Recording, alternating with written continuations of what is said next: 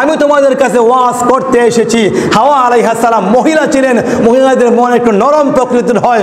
উনি মনে করেছেন যেহেতু আল্লাহর নামে কসম করে বলে আমাদেরকে ওয়াজ করতে আসছে, দেখা যায় পাঞ্জাবি আর জুব্বা লাগানো মানুষ, তো একটু ওয়াজটা শুনেই নেই। তখন সে জিজ্ঞেস করেছিল, ও হাওয়া, এই জান্নাত তোমার কাছে কেমন লাগে? হাওয়া বলছেন, জান্নাত তো অনেক ভালোই লাগে, এর চেয়ে ভালো কোনো জায়গা হয় না। শয়তান কয়ে থাকতে চাও না বের হয়ে যাইতে চাও? হাওয়া আলাইহিস সালাম বলেন, হ্যাঁ থাকতে চাই, বের হতে চাই না কোনোদিন। কয় যদি থাকতেই চাও আমার ওয়াজ শুনতে হবে। বলে আপনার ওয়াজ কি? বলে এমন কাজ করতে হবে, এমন কাজের শিক্ষা দিব যেই কাজ করলে আল্লাহর হুকুমও লঙ্ঘন হবে না, আবার জান্নাত থেকেও বের হওয়া লাগবে না। জুড়ে বলেন নাউজুবিল্লাহ।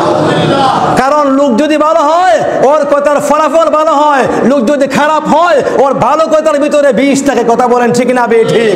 এই জন্য আগে লোককে নির্বাচন করতে হবে, আমি কার কথা মেনে উঠা বসা করছি।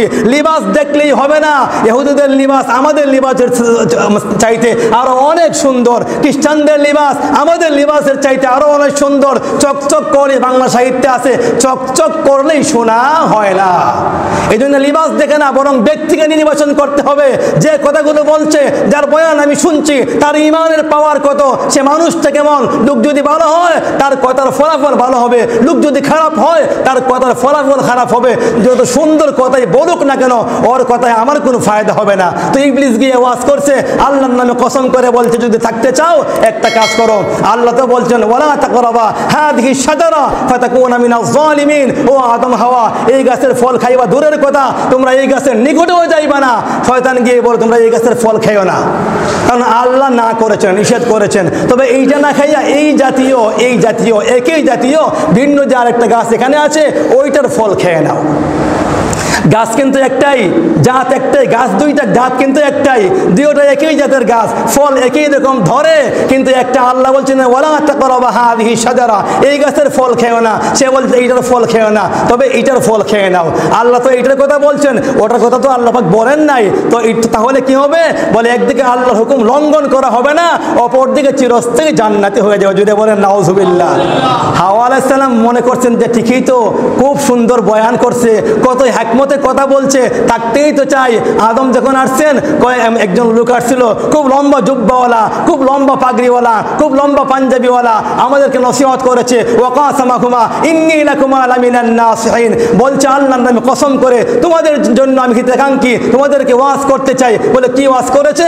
বলে ওয়াজ করেছে এইটা, এই গাছের ফল না খেয়ে এই জাতীয় ভিন্ন কোনো গাছের ফল খেয়ে ফেললে আমরা চিরস্থায়ী জান্নাতি হয়ে যাব, আল্লাহর হুকুমও লঙ্ঘন হবে না।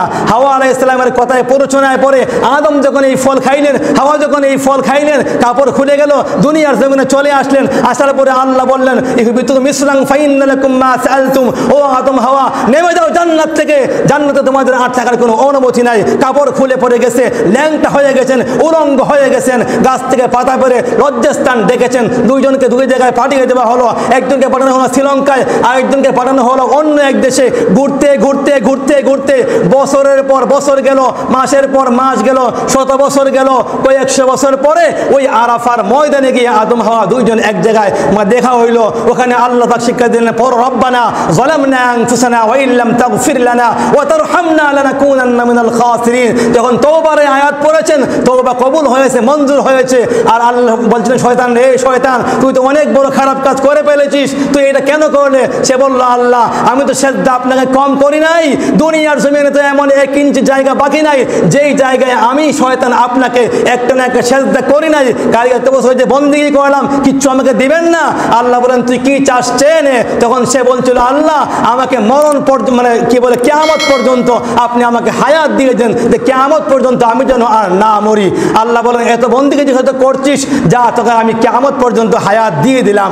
এবার সে বলল, আল্লাহ আরেকটা কাজ আপনি করেন। বলে সেটা কি? বলে আল্লাহ আমি যেন আদম সন্তানের রোগে রোগে যেন চড়তে পারি, সেখানে বিচরণ করতে পারি, এমন ক্ষমতা আমাকে দিয়ে দেন। আল্লাহ বলেন, তাও দিয়ে দিলাম। তখন সে বলছিল, সুম্মা লাআতিয়ান্নাহুম মিন বাইনি আইদিহিম ওয়া মিন খালফিহিম ওয়া আন আইমানিহিম ওয়া আন শামাইলিহিম ওয়া লা তাজিদু আকসারাহুম শাকিরিন। আল্লাহ আমি আপনার বান্দার সামন দিক থেকে আক্রমণ করব, পেছন দিক থেকে আক্রমণ করব, ডান দিক থেকে আক্রমণ করব, বাম দিক থেকে আক্রমণ করব। ওয়া লা তাজিদু আকসারাহুম শাকিরিন। আপনি আপনার বান্দাদের মধ্য থেকে একজনকেও আপনার কৃতজ্ঞ, আপনার রাসূলের রসুলের অনুসারী বান্দা হিসাবে আপনি পাবেন না, যদি বলেন নাউজুবিল্লাহ। এই শয়তান আপনার মন্দ কাজের মধ্যে মদদ যোগায়, এই শয়তান আমার মন্দ কাজের মধ্যে মদদ যোগায়।